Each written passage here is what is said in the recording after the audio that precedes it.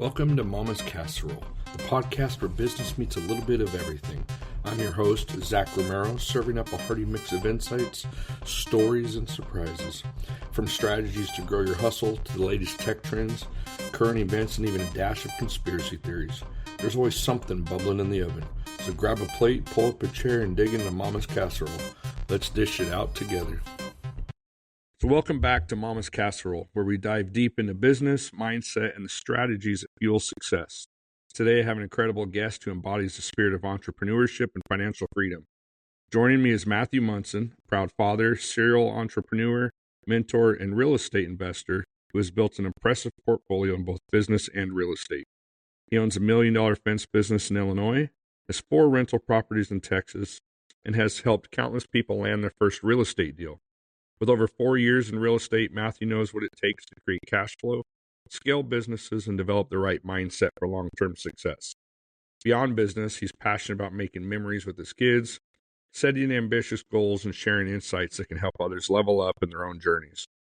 Whether it's real estate investing, entrepreneurship, or mindset strategies, Matthew brings a wealth of knowledge to the table. Get ready for an inspiring conversation packed with value. So let's dive in. Matthew, welcome to my show. Oh, thank you for having me, man. I appreciate it. And amazing introduction, man. Thank you. Yeah, no, it's like I said, I've known you for a little while and I've seen what you do online and what you offer out to people when it comes to cash flow and mindset. And I appreciate that. And I think it's great because so many people out there are always trying to sell their program or sell this or sell that. And from what I've seen from you, it's just like, hey, this is what it is. Here's a mindset. There doesn't seem like there's one set procedure or plan for everybody. You got to tailor it to everybody's situation. So I appreciate what you guys do. And I know you have another lady that's really involved in that group on Facebook, and she seems to put out a lot of content as well. So, so that's kind of where the introduction came from, is what little bit I know of you and seeing what we do. I thought of you first as a guest because cash flow and business and entrepreneurship is a huge topic for people in general. And people have a lot of questions. How do I get started? How do I get into getting cash flow? How do I get recurring income? And real estate tends to be a topic that a lot of people go towards. So I have a friend who bought a house and flipped it and learned some hard knocks. I mean, he didn't come out in the red, but didn't come out quite how he wanted it. But it's an adventure for everybody, especially their first time around and whatnot. So I guess talking about that, what got you into real estate? What was that moment that said, hey, this is what I want to go towards? Yeah, that's a great question. To be honest, what got me into real estate is that, I always came from a background of poverty and just being broke and stuff like that. And so I started to study rich people. And what I started to realize is that every single rich person or wealthy person that I would learn about, they all had one common trait. And that was that they all owned real estate. And the richer people owned larger real estate portfolios. So right. I said, there's got to be something to this. There's got to be a reason why everybody has it. There wasn't like one person that I studied that didn't have some form of real estate that wasn't just their primary residence. So I was like, this got to be something. And then I was working a job. I was driving a semi-truck, 10 hours a day. And, just driving down the road, I played out all my playlists and listened to all my favorite songs, until they are almost, my least favorite. And I said, man, there's got to be something else that I could do is kind of time hack the time that I'm in here for this 50 hours a week. And so I found a podcast called Bigger Pockets. And it's a real estate podcast. It was in its first couple of years when I first discovered it. So I was able to start from the beginning, and I just started watching, and I was just blown away because I seen people that were in less fortunate situations than me. I got to hear their stories and how they got into it, and seeing how many different ways there was to get into it. I always had the assumption that you had to be super rich to own a property and be a landlord. So it really gave me that proof of concept, like, man, like anybody can do this. And I got hooked and got the real estate bug, and never looked back since. Yeah. So how did you find the podcast? Was it just one you just ran across, or were you specifically searching for real estate podcasts? So I was honestly on YouTube looking up like how to buy a real estate property. And I kept seeing like bigger pockets as like episodes come up because they have like these stories and it has like a little, cool little hook on it. And so I was like, hey, I'll check this out. And then I liked what they were saying, so I checked out a couple more.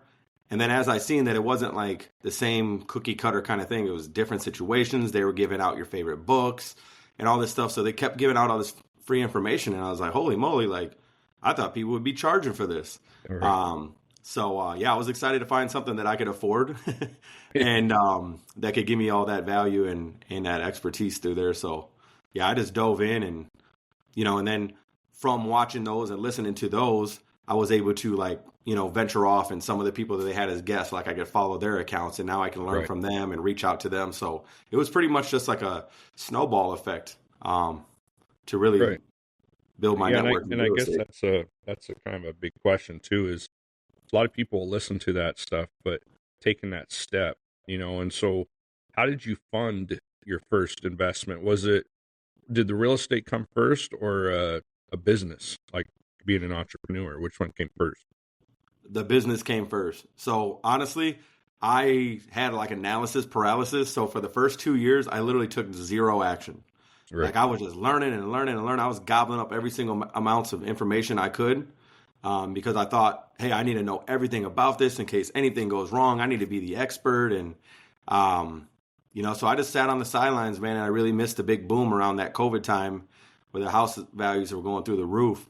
Yeah. And I missed that. And I was like, I vowed to myself, like, hey, I'm either going to, for lack of better terms, I'm either going to, crap or get off the pot. It's like I've learned enough to get started. I just got to get started. I'm never going to get a deal if I never make a call or, reach out or talk to a seller. So I just said, what the heck of it? What's the worst that can happen? And, I just started. Right. Yeah. And that's like I said, that's mindset and taking action. Whether it's business or even investing in real estate, is the excuse is always, oh, you got to have money to make money, right? And so, but somebody starts somewhere. If your business is starting, out of a wheelbarrow, not many businesses start with an F-350 that's wrapped and can carry a bunch of materials, right? So, same with properties. You're not going to start with a 80-unit apartment complex. So, right. So how many businesses do you run at this moment? At this moment, I have 4 businesses. Okay. 4 businesses. So how do you balance that time? Like, how do you manage your time trying to balance 4 businesses, property, family?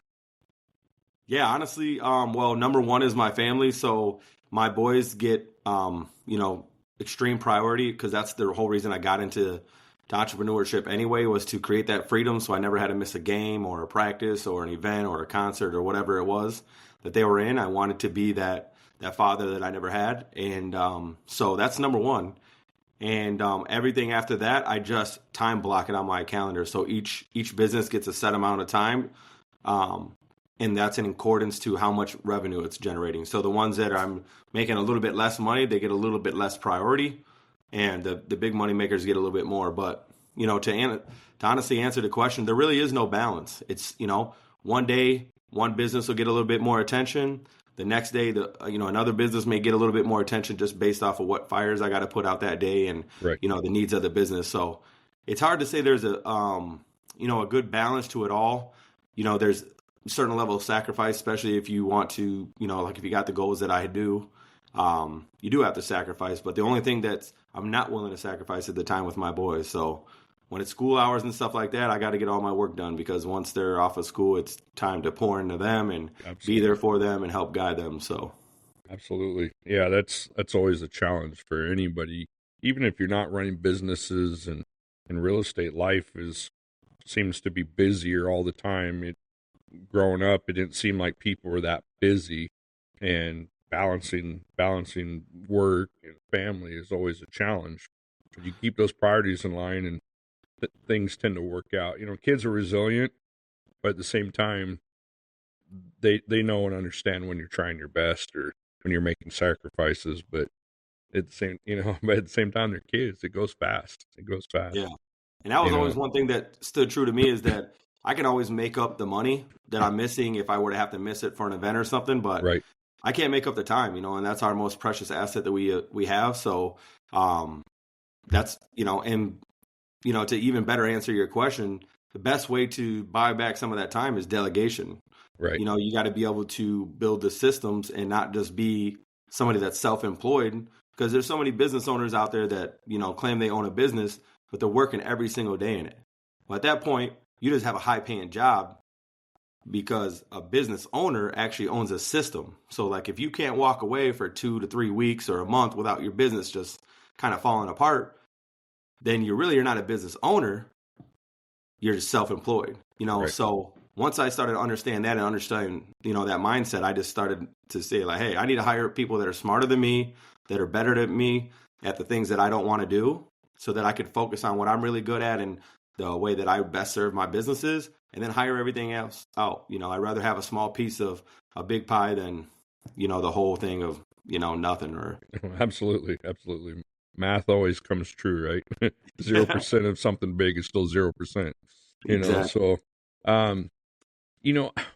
what is it when you're looking at a business to get into, or a property, whatever it may be, what is it that you're looking for that says, hey, this is for me?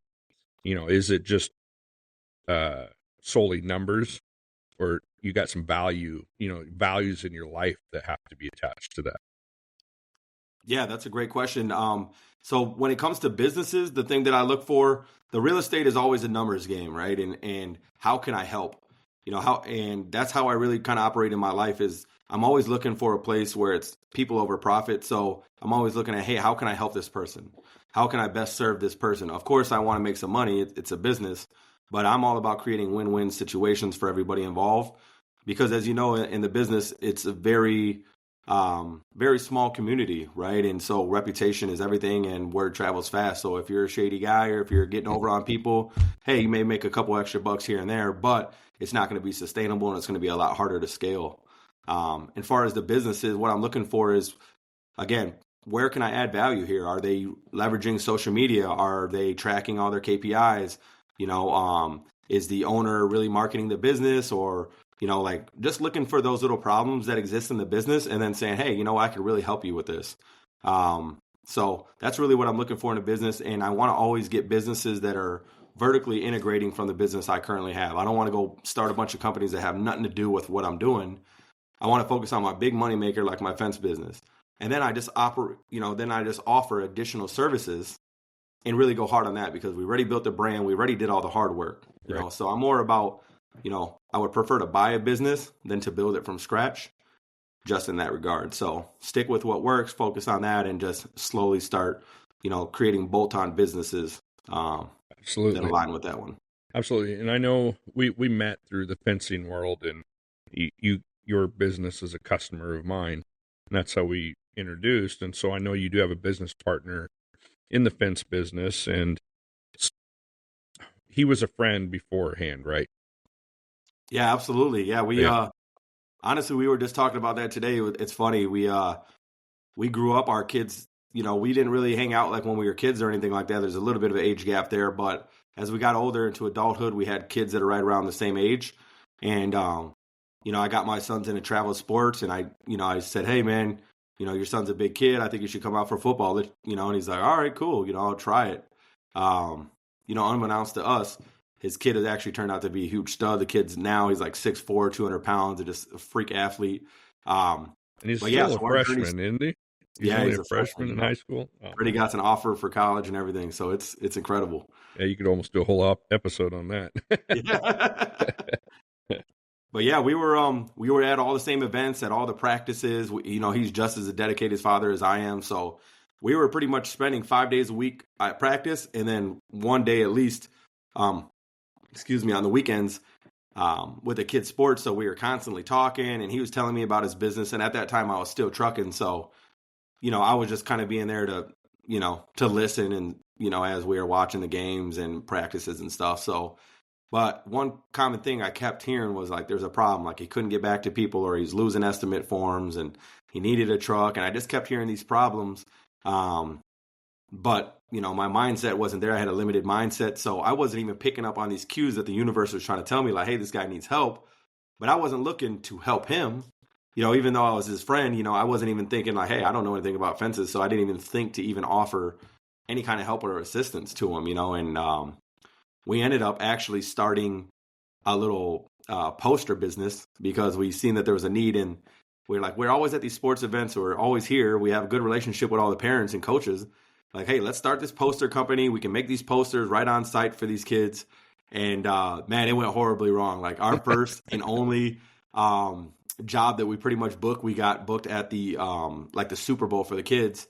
So it kind of took a lot of the time away from like us going out and enjoying the game. And everything was happening. I mean, the power was going out. We kept blowing fuses. The printer stopped working. It was really cold. The canopy that we had kept blowing over. I mean, it was anything that could have went wrong really went wrong. And after that, I just wiped my hands. Like, I just want to take a total loss. Like, this is not what I'm in it for.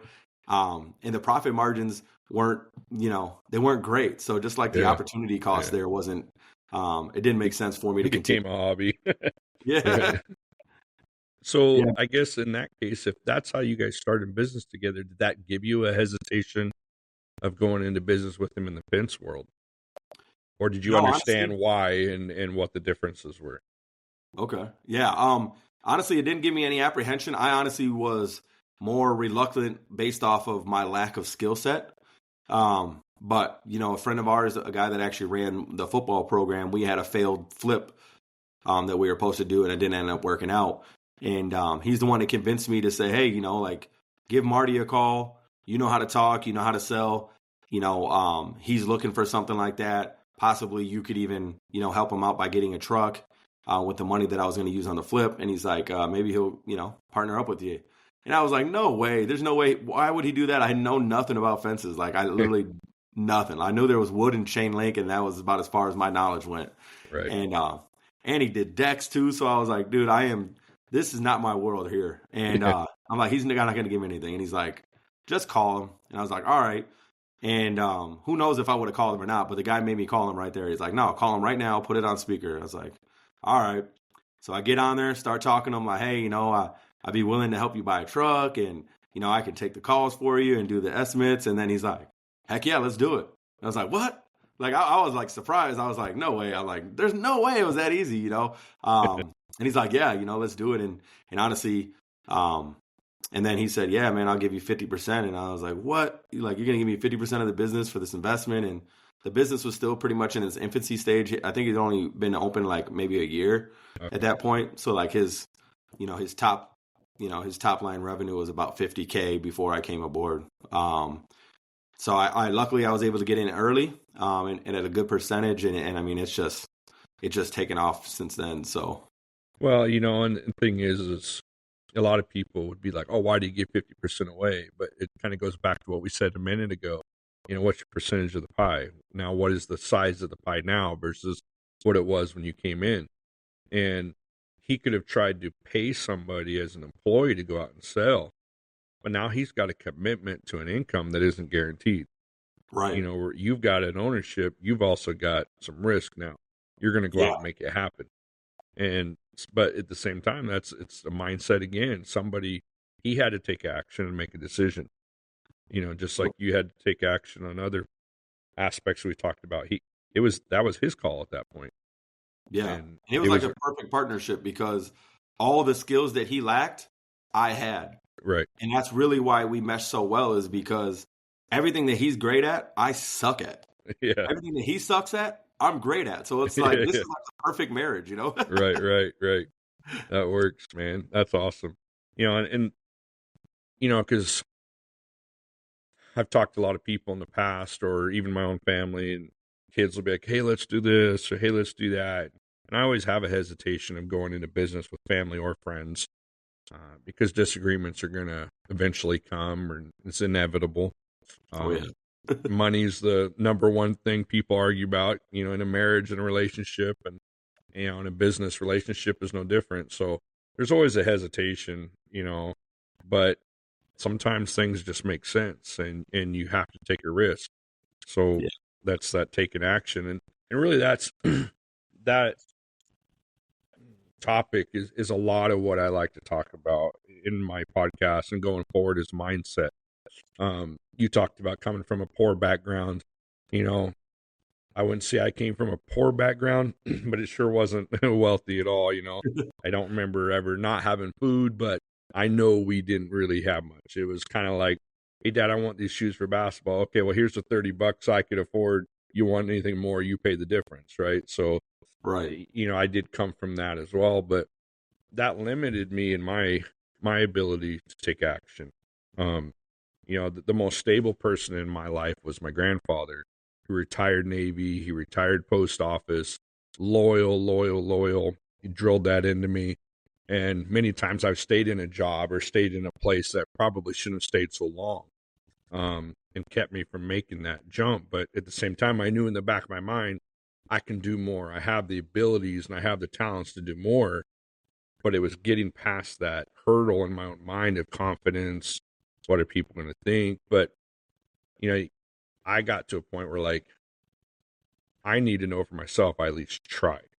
Right. Right. And so you know, and I've been reading the book. I just finished it, J.D. Vance's book, Hillbilly Elegy.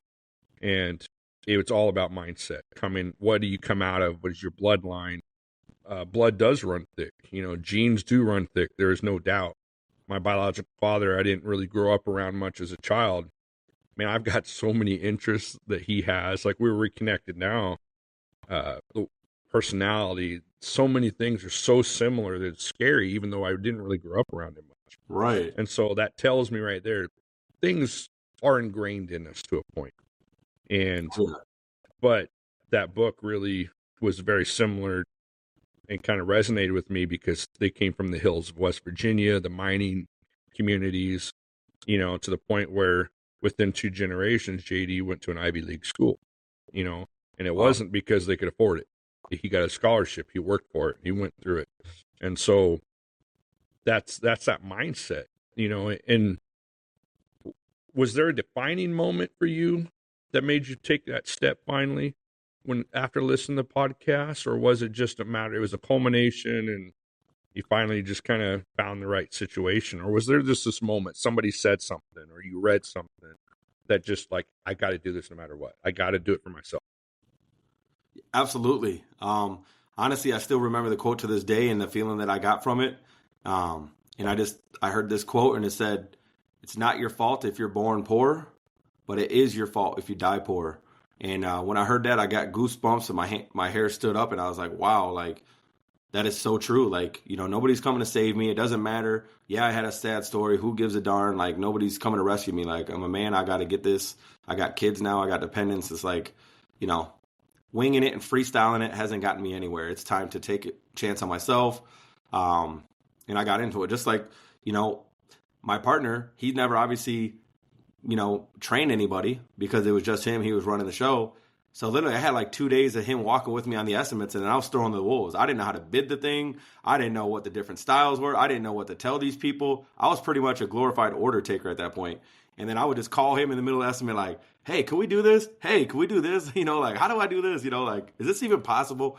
You know, and obviously there's been many mistakes where I overpromised and, you know, he's a miracle worker, man. Shout out to my boy Marty, man. He's incredible, man. The guy has been doing this so long. His expertise level is just through the roof. And yeah, man, somehow he ends up keeping all my promises that I honestly don't even know if they're possible. And man, he finds a way, you know. So I've even seen him get behind the camera a little bit on some of your guys' social media posts.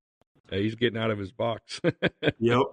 And that's the thing. That's what I love about him is that he's not afraid. Like, he understands his role and like where he's really good at. And he allows me the freedom to, you know, use my expertise and leverage all the information that I've gained over the years and through reading and podcasting and networking events and hiring mentors.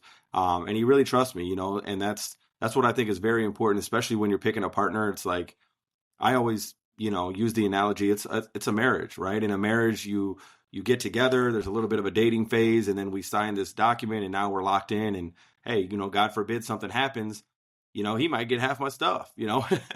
Right. So it's the same thing. And I always tell people, hey, date the person that, you know, don't just jump into business with them just because it seems like a good opportunity, because everything's going to be good in the beginning, just like a marriage or just like a relationship. You got that honeymoon stage. But hey, can I struggle with this guy or gal? Could we go through some hard times? Is money going to break us up? But we made some commitments to each other and some upfront expectations that we came up with before we got in. We weren't going to watch each other's pockets. It was just, hey, I'm going to do 50% of what it takes to grow this business. And so is he. And sometimes he picks up some of my slack if I'm a little extra busy, and vice versa. Obviously I can't build, but I can help, alleviate some of the other responsibilities that he may have at the time, or if he needs to step away to go to his own son's functions and stuff like that. It's just, so we play really well. We don't get too finicky over like, oh, well, nope, that's your role. I'm not doing it. It's just whatever's best for the company, whatever's going to make, our customer get just the most unbelievable, not even comparable experience, then that's our goal. Like it's more about, building fences. It's about really creating a good experience and really bringing some more respect to the trades, because I feel like so many people these days, they get in, they do shoddy work. They're just trying to get the bids, and they're not doing stuff right. And it's just like, man, I don't care about losing bids. I care about people not getting a good service, So I feel like it's almost as a disadvantage if someone hires someone else besides us. And I'm not trying to be cocky, but I know to the lengths that I will go to make this a good experience. When we first started, Marty built a deck, and there was something we didn't know about the composite, and ended up warping on a portion of the deck. We literally went there and rebuilt the entire deck. We lost $6,000. We didn't try to go cheap and say, all right, hey, we'll only fix a board here. We literally tore everything down, rebuilt the entire deck the right way. And the lady was elated. She was like, oh my God, I can't believe you guys did this and didn't charge me anything. Hey, it was our mess up. Hey, right. Human error exists. And, but it's our job to stand behind our work and keep those promises that we made. So that's what's really important to us. And that's why we have the most reviews in our area, have the best reputation. I mean, we've been able to do $3 million in revenue for the last 3 years consecutively, just off word of mouth. No promotion, no radio ads, no Google ads, nothing. It's just literally off word of mouth and Google reviews. So, it's just a testament of how much we care and how much we really want to, just deliver that knockout performance for them. Yeah. So, and that's a huge discussion in our industry right now. I don't know if there was a post, I think it might have been even this morning on one of our Facebook groups, and talking about how the industry tends to tear people down or criticize. And there's a lot of times two camps too about who's competition or can you help competition. I'm the type, I don't look at other people who try to do what I do as competition, because I might not be the best fit. And if I push something to somebody else, you know what? They're going to remember that and push it back to me.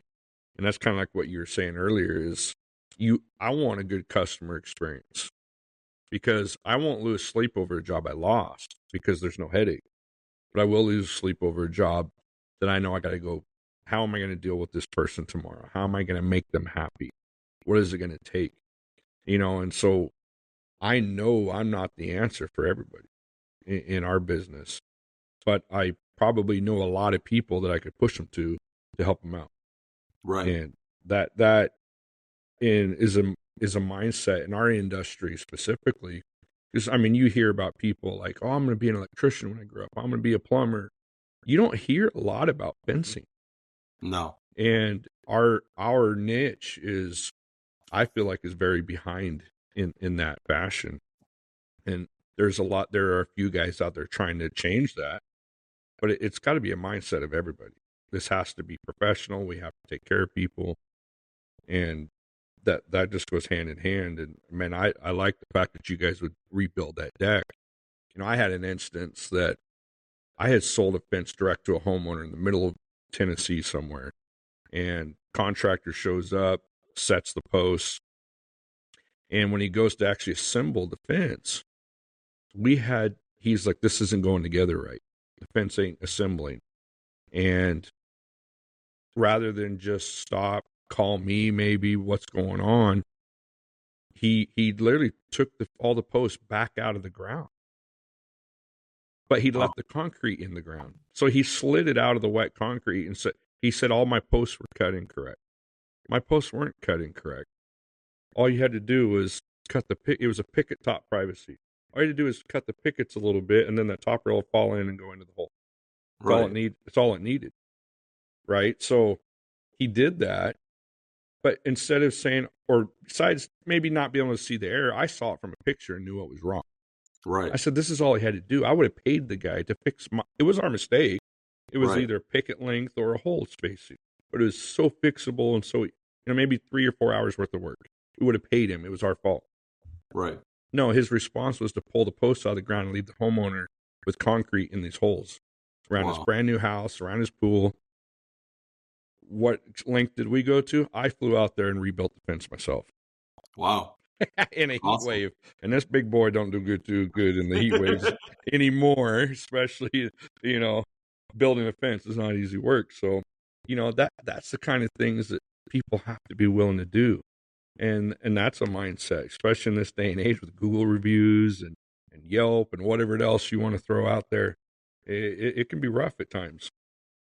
So, yeah. And the mindset is huge, man. And one thing that really helped me in my business is that always blaming myself. Any problems that happen in the business, I just look inward, man. If something goes wrong, and how I like to do it is in building our company culture is that it's an open door, right? It's a safe space always.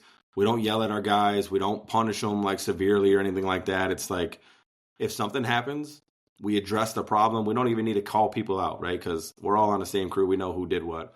But the thing is, I just look inward. Okay, you know what? It's my fault. There must have been some error in communication with my training. I didn't train you well enough. So then we just have a meeting and we say, okay, what was the problem? How did it happen? And how will it never happen again? And then once everybody can agree on that, can articulate to me, hey, yep, this is why it happened. This is, the preventative measures that we'll, take moving forward. Now there's never going to be a problem again, right? And if there is, now it's negligence. And then that's when we'll step in with some disciplinary action because once you know 100% exactly how to do it, if you're not doing it, you're either rushing or you just don't care, right? And those two things are not, those are not permitted here at the company because when you rush, two things start to become compromised, and that's safety on the job site and quality. So I always tell my guys, you work efficiently, but don't ever rush, right? We're not rushing these projects. It doesn't matter how fast we get them done. We bid it to take enough time to do it right. And, so that's the mindset I have and constantly improving in the way that we do that and not really getting on the guys too much, and looking inward to make those different policies. It creates a safe space. There's so many people out here that, some of the owners, they're screaming at their guys or cussing them out or firing them or, docking their pay or whatever the problem may be in the disciplinary action. But now it prevents lying, people not telling you things. And it just, cuts off that line of communication. You want these guys to understand that, hey, we understand things happen, but we just can't have it happening on the regular, So the first time It's on us. The second time we taught you. So now this is a problem. So, and luckily we got a great group of guys and a great team that is committed to the same quality that we have. They believe in the core values. They want to see us grow. They want to see us do well. And they really care about doing a great job. So when you can build that kind of company culture, and really hire the right guys, I mean, this stuff is easy, man. It's easy money. Oh, absolutely. I mean, turnover is the thing you hear about all the time, is a big complaint with business owners. But when you can build that culture, our shortest term person really is just our 2 part-time office people. Wow. But in my shop, 2 of the guys within a month of each other, and we're going on like 5 or 6 years with them. That's awesome. And another guy is like 2.5 years. So we don't really have turnover either. And I take those situations with mistakes and say, hey, here's an opportunity to learn. And if it's on me, it's on me. And communication, I'm at the top, so I start at the top. And I evaluate, what could I have been more clear about? What could I have given a better expectation for? And like I said, I mean, your guys' approach is our approach. That's the same way we do it. And it works. It just does. Shows because of your retention. And I think it absolutely, when you're talking to people and you're out there selling jobs and helping people, it's like, hey, the crew that you've been seeing on Facebook for the last few years is the same guys that are going to show up. So not only is that promoting your brand, but it's showing, hey, man, these guys are around. They must be doing something right. And our crew lead, I mean, this guy's been offered positions, higher paying jobs, better benefits, right? And he didn't leave because of the culture that we created, Right. And now we're able to reward him with a bunch of bonuses. Like one thing that we do for our guys is, hey, there's going to be times that we can't just pay you more money or just keep giving you raises, right? So what we do is all the little jobs, being that I know their quality of work, I just say, hey, I got a guy that can do it on the side for cheaper. Yep. So if the financial part of it is the real big objection, I can handle that. Yep. But I just want to make sure that customer is getting a great quality service. So whether I'm making money on it or my guys that's another way that I can give them that extra money. Hey, now you can really make some good coin. You go out there and do 50% of the labor. You have no overhead. You just sacrifice your weekend.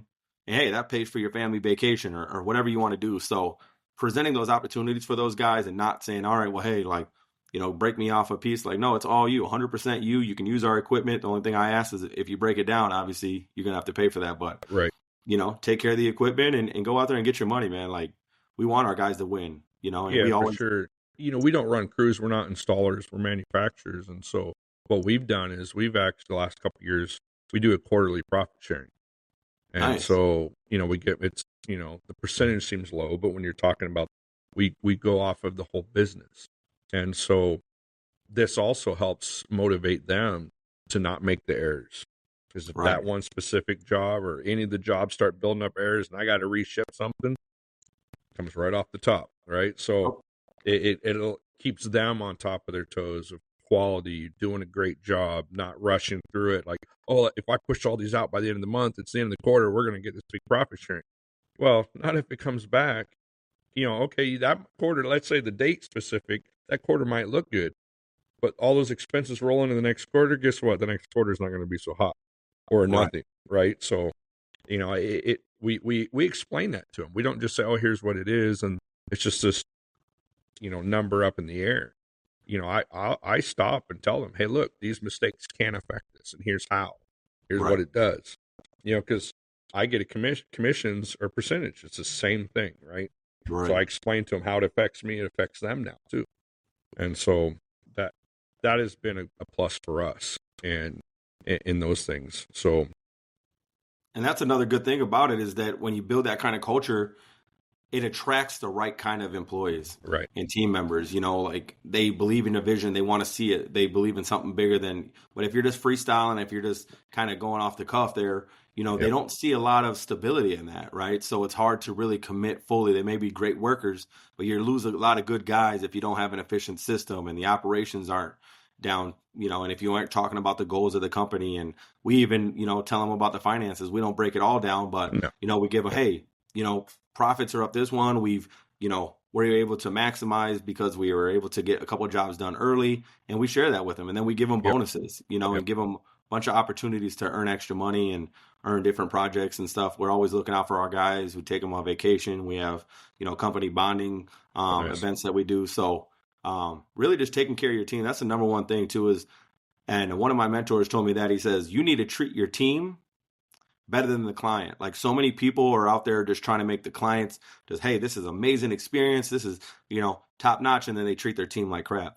Right. Well, hey, those are the guys that are actually going to be producing that promise. That's the people that are going to be producing that experience. So they should be very happy because the happier they are, the better they're going to do out there. Right. And the better the energy is going to be. Like we have so many compliments, like your crew is so positive. They were laughing. Right. We even got some clients, our guys were carrying some materials and they were joking and they were dancing as they were carrying it. And the video went viral. I think I saw that. Yeah, I did see that. And it was just like, they're having fun, and my thing was always invest back into the business to where it makes the job easier, right? Because when I was working a W-2 job, I was like, man, I used to always think of an excuse, like get out of bed, my back's hurting, my feet are hurting. I was like, dang, how can I call in sick? Or thinking of a way to do it. So I was like, man, I never want to create that experience. Let's let the machinery that can be replaced and that is replaceable and repairable, let the machines take all the beating. Right. Let's make it so easy for the guys that they, they're excited to wake up and get after it in the morning. And luckily that's the team that we got. And so I'm super blessed with them. Couldn't do this without them, and super proud of all the growth that they've had. Well, they spend more time with the customer than you do.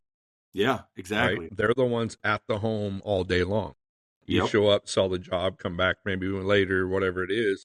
But they're the ones in front of the customer. They are your representatives while they're there. And people Yeah. see that, you know.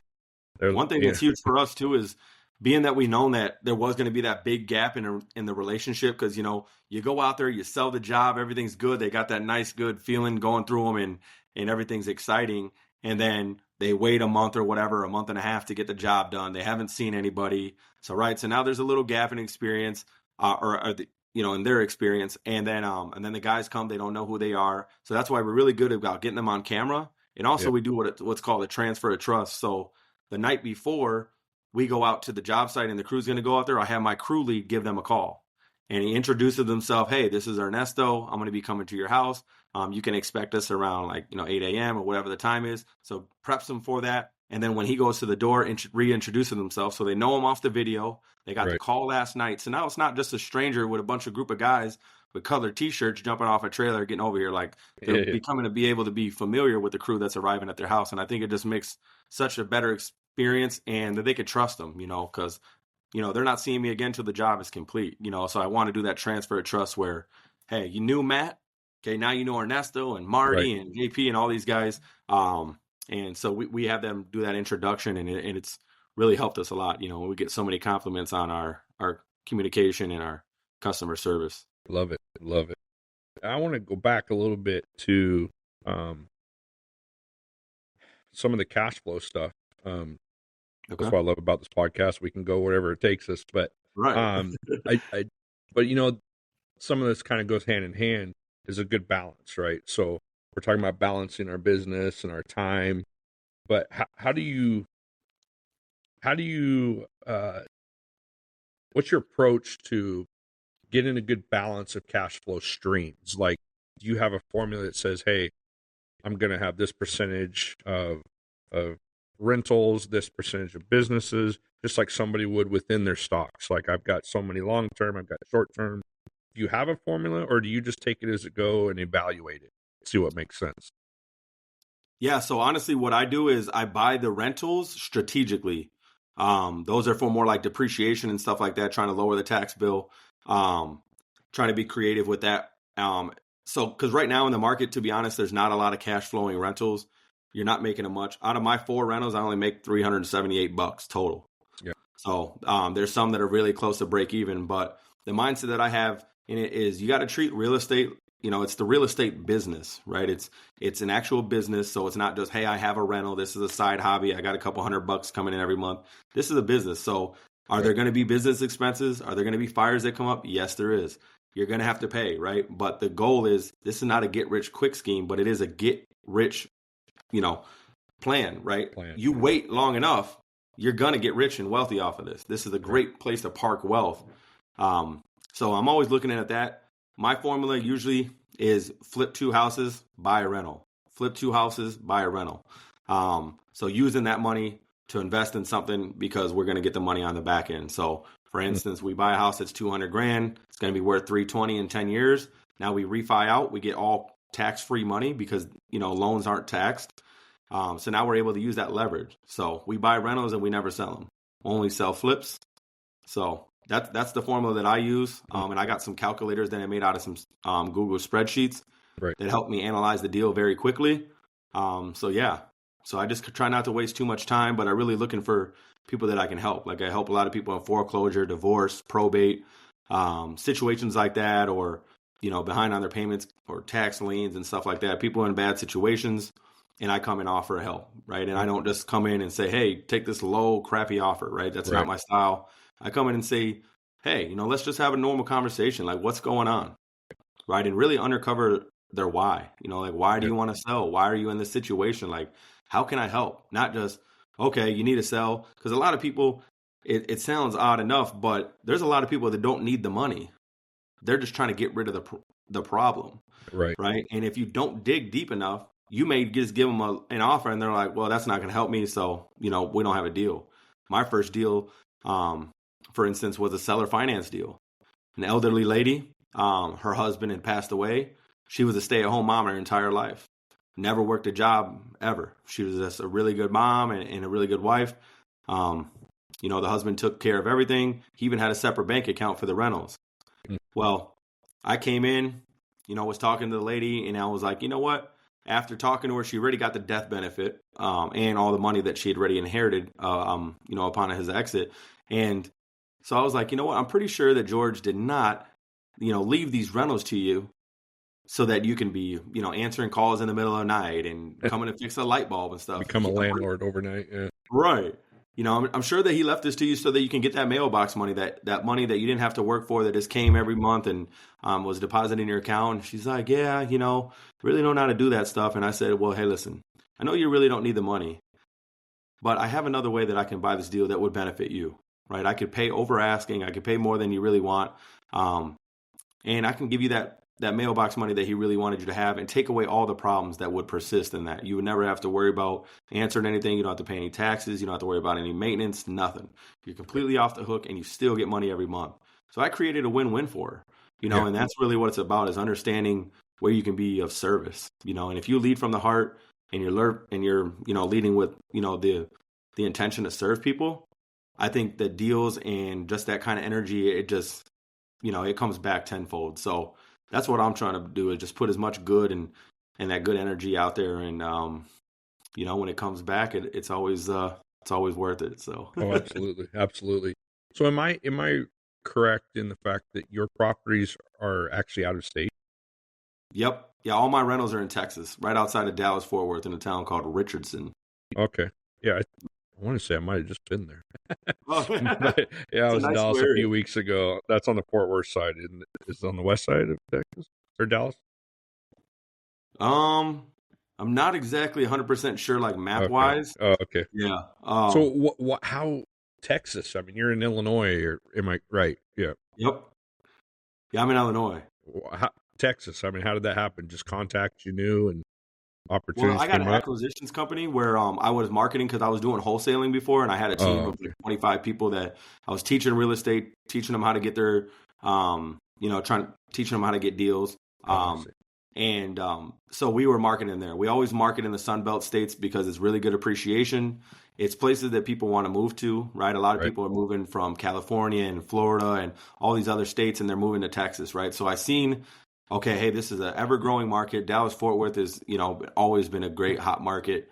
And I always try to go outside of the metro area, because I know that the city life isn't always for everybody, but there's still a lot of jobs and opportunities. So, I go out about 30 minutes outside of the inner city there, so that they could still, it's close enough to still commute, but far enough away from the, any kind of knuckleheads and stuff, and they can really just live a nice, quiet life. And so, yeah, I was just doing some marketing out there, and that's how I came across this lead. But yeah, primarily I want to invest in those red states, and not to be political. It's just, the blue states are not very landlord friendly. It's really hard to kick people out if they're not paying.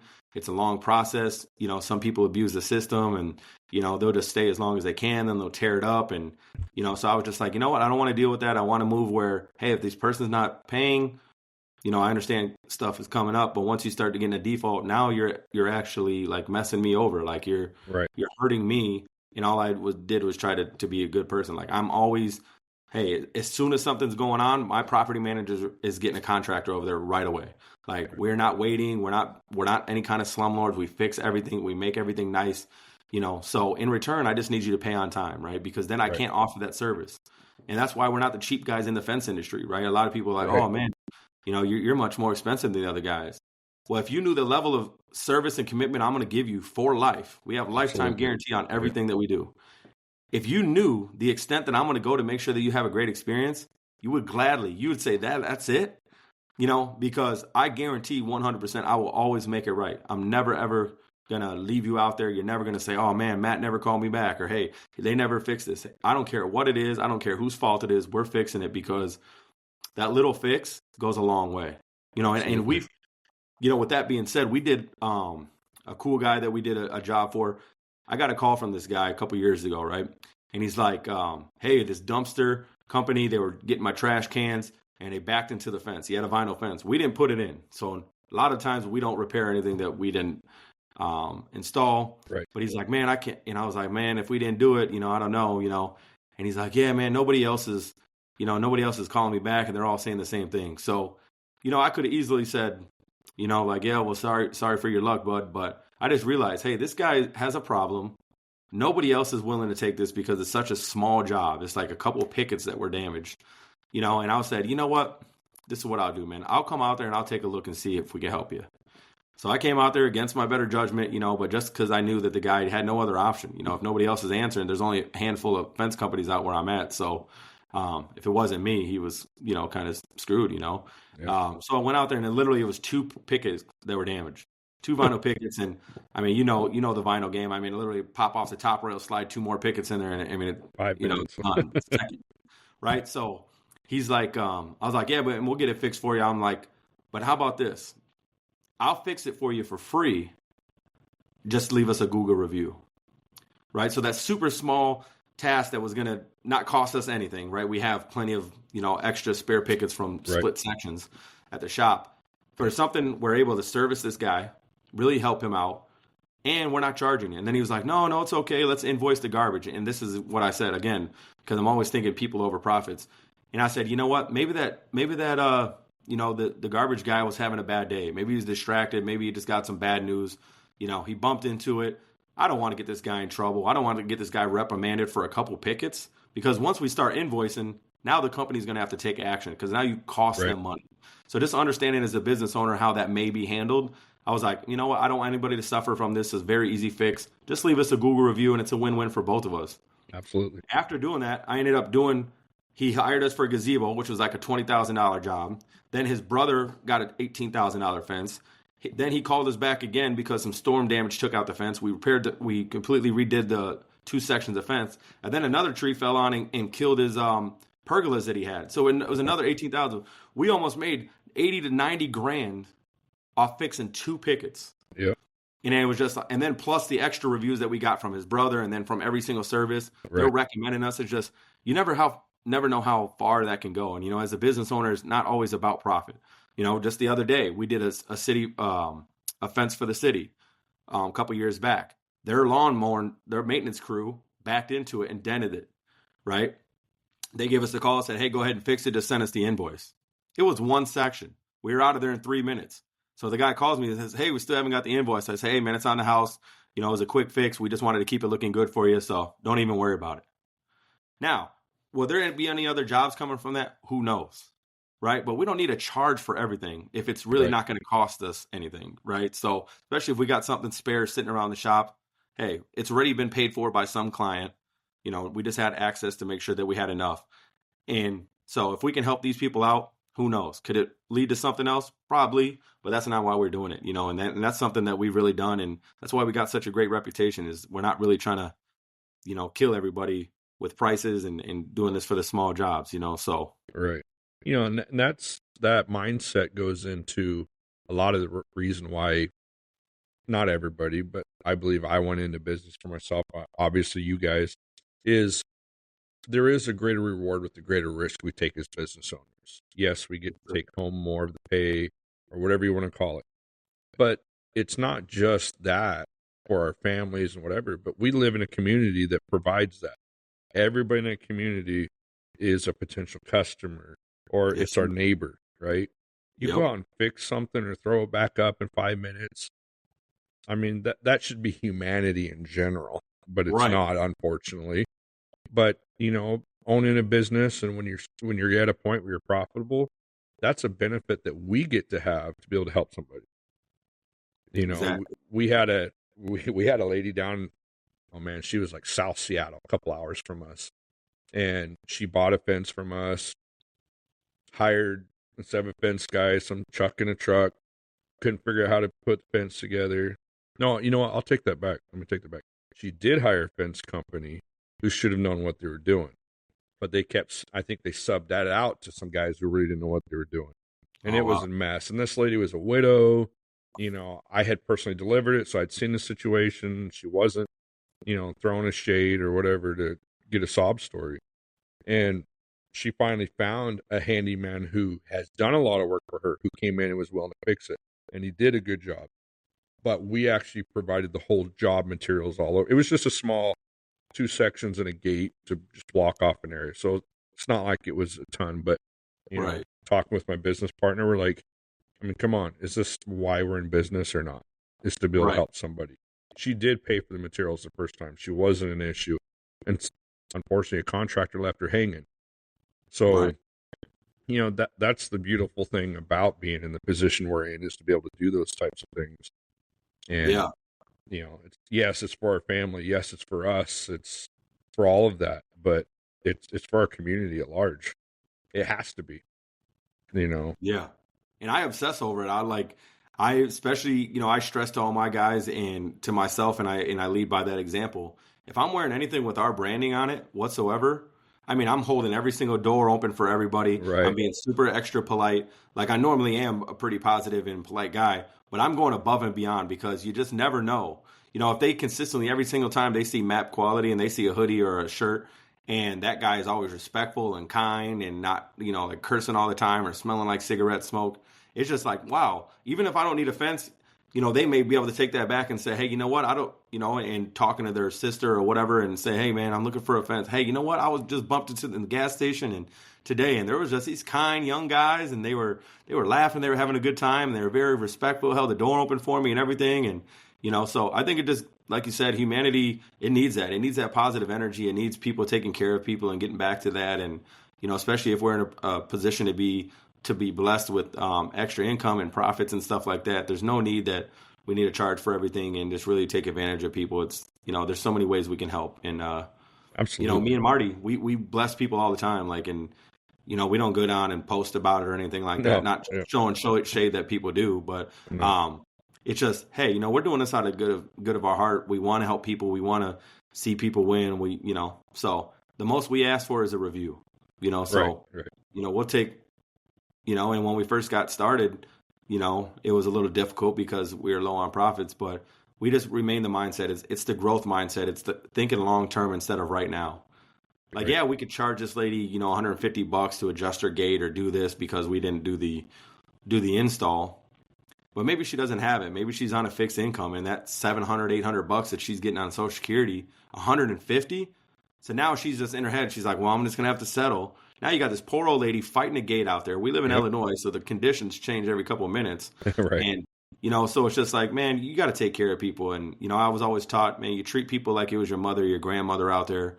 And if you're, treat them like if their contractor was there, how would you want your grandmother or your mother to be handled? Absolutely. Would you be, how would you feel if somebody was being predatory or trying to really upsell and do a bunch of change orders on the back end and really just, that's not what we're about. So, we charge accordingly to make sure that we can do a great job and keep all the promises that we made and even over deliver. There's so many decks we do, whether we'll add custom railing, we'll add extra deck lighting just based off of, hey, maybe an elderly client, let's illuminate the steps so they don't miss any, as they're coming in. Let's double up on those. Let's put some extra solar lights in, some of the panels or some of the railings just so that they can navigate the deck and stuff safely. So upgrading all their latches, especially if they have kids. So we want the nice, cool, tall pool safety latches and really discovering who our true client is, not being an order taker, but going out there and saying, hey, how can I help you? And then getting their story, getting a little bit about, hey, how are you going to use the fence or the deck, and how many people are going to be on it. Like, I'm asking a whole bunch of probing questions so that I can build this exactly how you want. I'm not here to, hey, you need a fence. All right, cool. I understand it. But what is it for? Is it for containment? Is it for privacy? Is it for both? You got a crazy neighbor. You got people, like animals digging under, your structure right now. You got the neighbor's dog pooping in your yard. Like, what's the problem here? Let's uncover that. Absolutely. Because I want to solve your problem. And sometimes just saying, all right, hey, the cheapest fence, it may not be the answer to your problem. You may have a problem with your dogs barking every time they see somebody. So if I just sell you the cheapest fence, and that's what I think another problem is a lot of people, they get trapped in that. They just want the job so bad that they don't solve the problem, right? So it's just like, oh, you can't afford this? Well, hey, do this. Well, hey, I will tell them, this is not the best right for you. Now, I think it's, as our job as a professional is to guide them to the right decision, not let them dictate it. Like, we need to be the professional and give a professional recommendation. This is what I would do. And then if we can't do it in a way that is serving the client, we pass on the job. Just like with wooden fences. We began starting to do the wood fences, just notoriously, we just kept seeing how often they would twist and rot and stuff like that. Right. We tried staining, it wasn't for us. But we're like, what, how do we rectify this situation? Because that was the only kind of fence that we couldn't warranty. So then we started doing postmasters, and now if you want a wooden fence, you cannot have MAP Quality install you wood posts, no matter how much you pay us. We're not doing it. Yeah. Because number one, we know it's going to fail. So we're putting in something that you're going to have a problem. You're going to have to pay for this again. And also, there's going to be some maintenance that you're not anticipating. So even if you say, oh, yeah, we're going to stain it, 9 times out of 10, they're going to stain it the first time, see how crappy that process is. And then when you say, yeah, you got to do that every 1 to 2 years, they're going to, oh, my God. And now they have an ongoing expense coming. Then they got stuff going wrong. It's just like, you know what? You got to be the professional. You got to guide them to the correct solution to their problem. And if you're not really doing that discovery and that uncovering of that and asking the right questions, then it's going to be really hard to help them. Oh, absolutely. Absolutely. And that's why I said earlier, I don't believe I'm the answer to everybody, you know, is because I don't want to give them something that they don't want. You know, I see that all the time in our private fence groups on Facebook is, hey, a customer wants this, but where can I find something similar that's a lot cheaper? Right. I see that all the time. And it's like, okay, to a point, but are you going to be happy with installing it? Is your customer going to be happy? Why is it cheaper? Why is the price point lower? You've got to be comfortable with what you're installing and why you're doing it. And you sell them, this is our comfort zone. We can stand behind it and stick with it. And, you know, I get it. I mean, you do have to do some due diligence and make sure at the same time you're not overpaying. Right. But there's got to be a line where you're not sacrificing quality, you know, to squeeze another $5 out of it. But and that's why I think having financing is so important. Right. Because if you can't afford the right solution, let us help you afford it. Right. But the only thing more expensive than this fence is another one. Yeah, exactly. You know what I mean? So it's just like I always tell people, like when I'm on site with them, there's a difference between price and cost. Yes. Right? Price is what you're paying today. Cost is what you're going to pay over time for either hiring the right or wrong contractor and using the right or wrong materials. Absolutely. So it may be cheaper today, but in 5 years when you're repairing it, replacing it, there's been so many countless times I go out there and a person just had a wooden fence installed 8 years ago and now they're getting another one.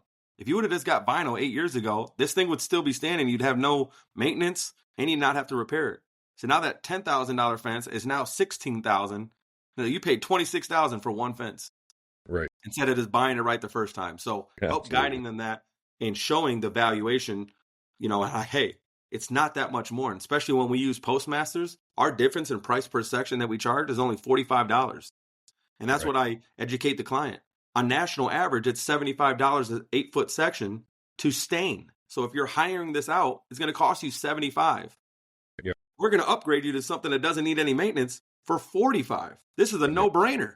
Yeah, absolutely. And that 75 is in a recurrence, like every couple of years. Right.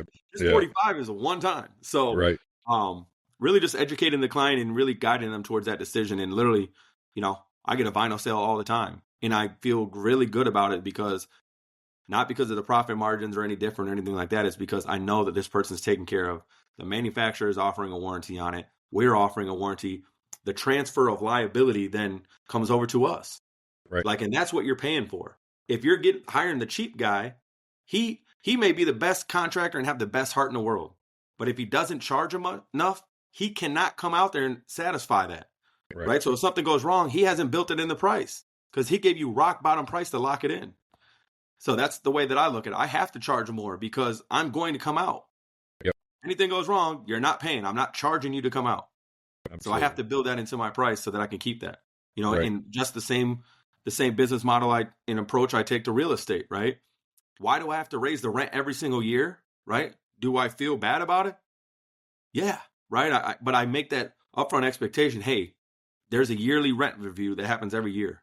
I'm going to take care of every single thing in the property anytime you have a problem, but I have to raise the rent, you know, because I feel there's a lot of slumlords out there. You know, there's some that are, you know, just not very business savvy or, you know, really aren't leading from the heart. But I think a lot of, rental property owners, they accidentally become slumlords.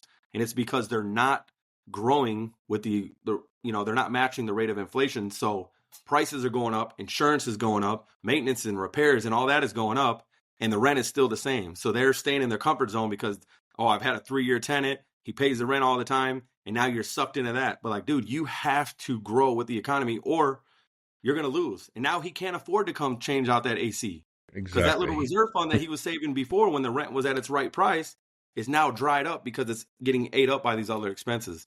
So that's always how I'm looking at it. Hey, I'm not, yes, I care about taking care of you today, but I want you to be taken care of in 10, 15, 20 Right. years. And I think that's really about making a legacy and really cementing your place in this industry. That's going to be one huge thing that really separates you from the competitors, because at the end of the day, our fence sign is on that thing.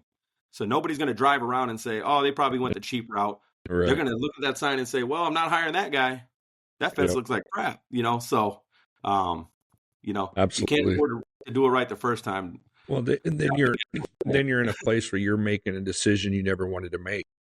I Yeah. can't afford this guy's furnace. I can't afford to come out and fix his deck. And you start looking for excuses you never wanted to find. You might not have ever intended to be that way, but how do I afford this? Yeah. Because you did a disservice, honestly, by not being able to afford it. And the client is expecting it to be done by a professional, so they Right. just don't know what they don't know. And then you turn it around and make it their fault. Like, hey, well, you wanted the cheapest price. Well, you didn't guide us and let us know, hey, all the ramifications and the additional cost that come with picking the cheaper option. Like, so you need to educate the client, because I think that I've seen that so many times, especially with the cheaper guys. They'll start blaming the client. Like, dude, it's not they thought they hired a professional. Yeah. They thought they were in good hands. Stop being an order taker and start really solving problems, right? Because that's ultimately what we do as business owners. We're just problem solvers. The bigger problem you solve, the more you make. Absolutely. I want to respect your time. We're going on a little over an hour, but I wanted to kind of finish up with the question, and I'm pretty sure I know your answer, is when we talk about mentors. Do you have a mentor? I guess let's start out with. Yeah, I have multiple mentors actually, and I fully believe in them, man. And I can't stress how valuable they are. Absolutely. Is it a mentor you found just organically in somebody in life, or have you actually gone out and paid somebody to be a mentor? Yeah, all my mentorships are paid. I've got probably all total probably over 30 grand in mentorships that I've paid for.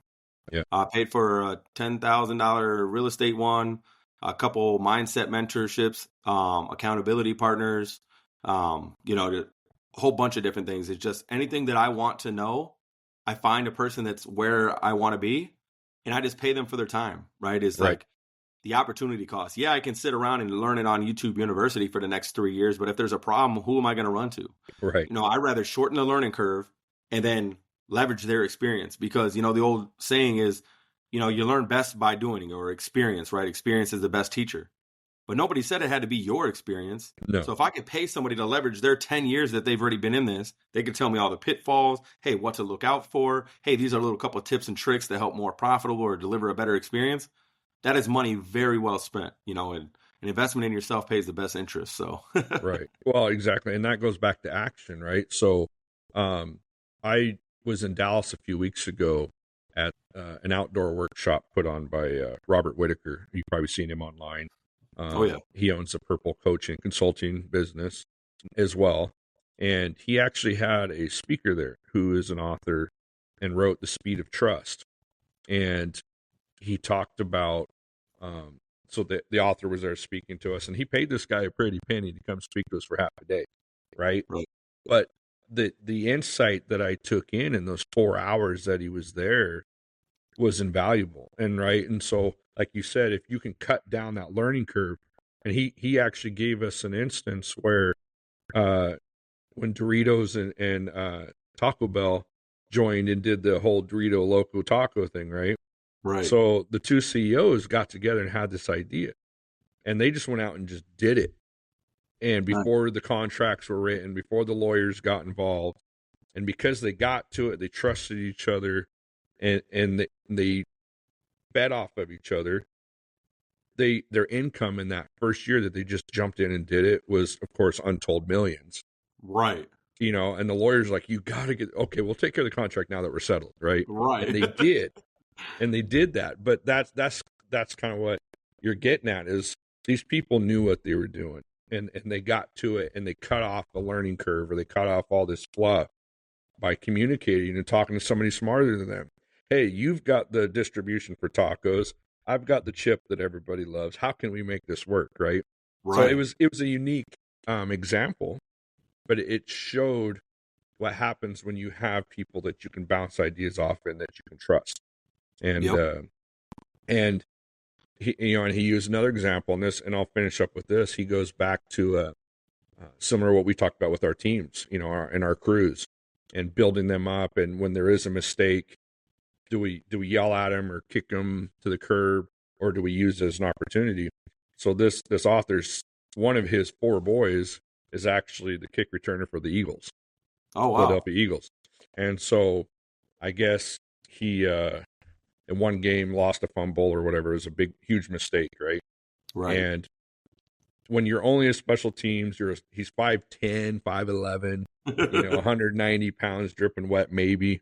Right. And your special teams, you're not on these guaranteed contracts like the rest of his players. You're on practice teams and 90-day contracts or whatever it is.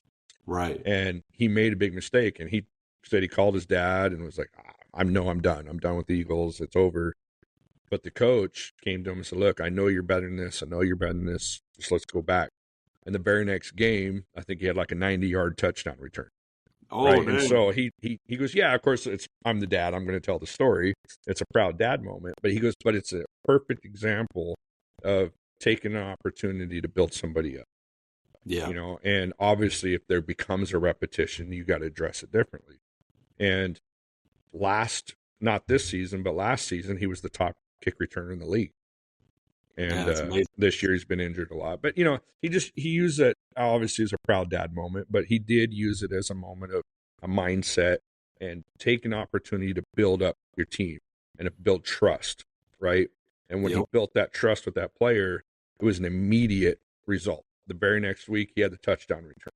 Right. So when you trust who you're around, when you trust the people you're with, things get done, and they get done right.